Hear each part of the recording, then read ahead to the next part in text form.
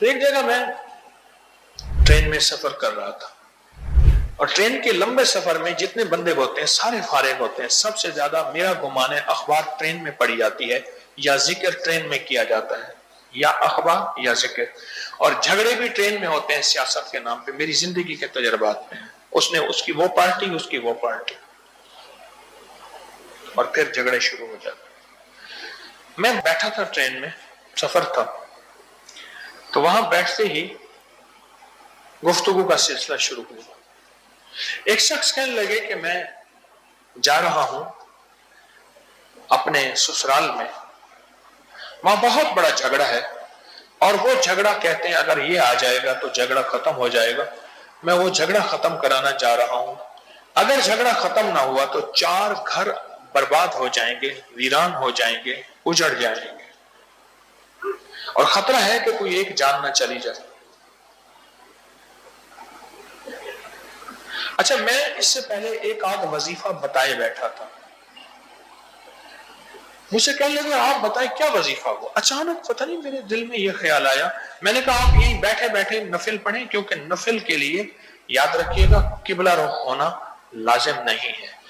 नमाज के 13 फर्ज हैं, याद भी रखें 13 फर्ज नमाज के 13 फर्ज हैं।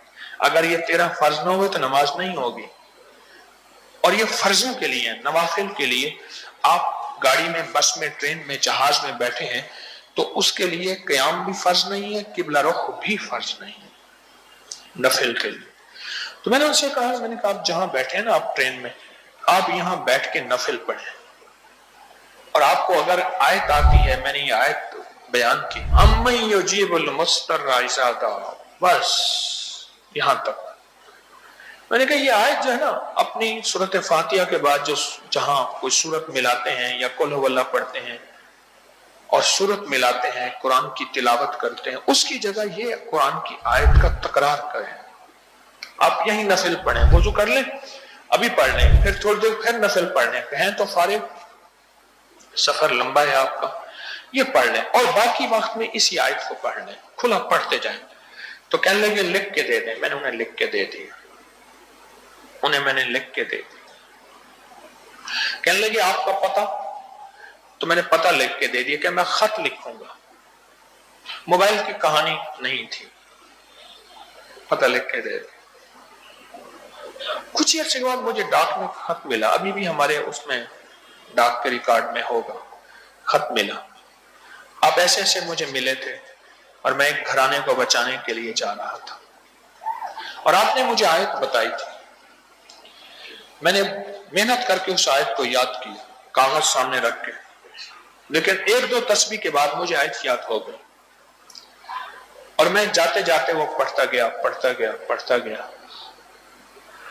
आगे मुझे जाके पता चला, अब आप गौर करें मेरी बात पे, तवज्जो करते। कहने लगे जिस लम्हे आपने मुझे आयत बताई थी, मैंने वो टाइम बाकायदा मिलाया, नोट किया, उसकी कड़ियां आपस में मिलाई, उस वक्त को मिलाया जिस वक्त वो आयत मुबारक मैंने यहां पढ़ना शुरू की, यानी वो ट्रेन थी, वो सफर था। और मेरा एक गुमान यह है, हम लाहौर से निकले थे, अवाम एक्सप्रेस का जो है लोअर एसी था, हम लाहौर से निकले थे, तो उस वक्त मेरा गुमान है कि वो साहिवाल होगा, ओकाड़ा होगा, साहिवाल होगा, बस इससे आगे नहीं था। कोई 1.5-2 घंटे का ये तकरीबन सफर होता है, 1.5-2 घंटे का। कहा कि वो लम्हा था जब वहां जंग की आखिर थी, और उसी लम्हे में एक शख्स आया बाहर से, कोई ना वाकिफ, कुछ जानने वाला नहीं था।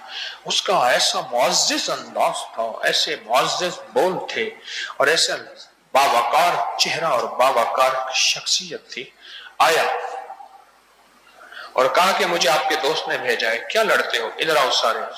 वो जो बंदे सर कशते, किसी की सुनने वाले भी नहीं थे, वो सारे आके बैठ गए, और कहा कि यूं चुटकी में मसला हार के चला गया, और कहने लगा बाकी मसला मैं कर रहा हूं, बाकी तुम्हारे वो आ रहा है, वो आके बयान कर देगा, सारा मसला हल कर देगा, क्यों लड़ते हो, ये तुम्हारा मसला ये है।